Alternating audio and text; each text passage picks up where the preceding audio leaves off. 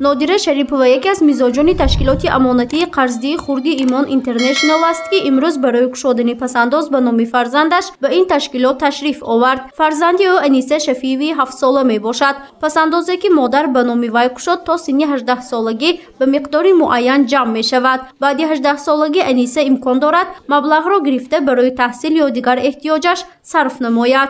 قهرمانی گزارش ما نادره شریپова میگوید گشودن پسنداز به نام فرزند اقدام خوب بوده در آینده برای به دست آوردن مبلغ یک لخت خیلی مفید است.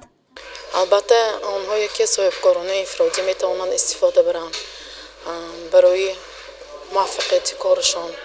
البته بانک امکانیت و افضلیت های بسیار دارد که ما میتوانیم میزاجان از آن وسیع استفاده بریم.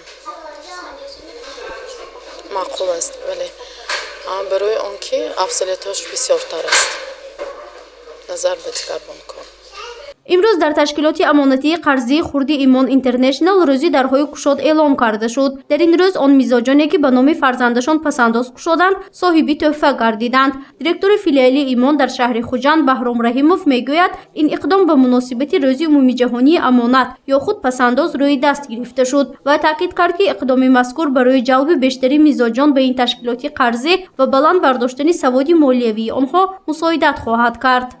برای میزاجان خود رو دستگیری نمودن ما هر نمود پسندازهای اکسیونی میبریم و این اکسیون رو برای میزاجان خود و عموما اهالی شهر و ناحیه‌های تاجیکستان در جایی که ایمان اینترنشنال وجود دارد کار و فعالیت میبرد. برای جلب میزاجان حرکت خود رو میکنیم و برای میزاجان کار و فعالیت میبریم.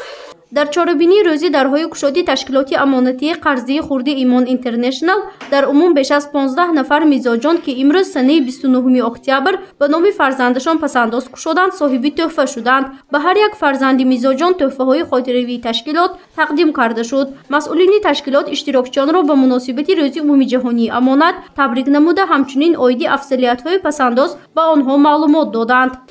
امروز به میزاجان دعوت شدند که خواهشی برای فرزندان خود امانت فرزندی با موفق شویند پسنداز همون شخصا دعوت کرده شدند و پسنداز میگذارند. همه روزه امانت ها گشوده شده ایستادند و امانت های این تشکیلات ایمان اینترنشنال صندوق امانت همه وقت بلند رفته ایستاده است.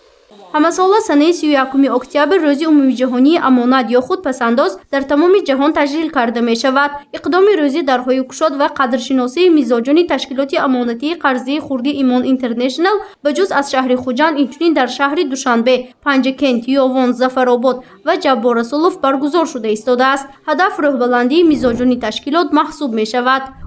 گزارش فرزانه شمسی و نعیم جان ایوبوف برای برنامه اطلاعاتی خبر.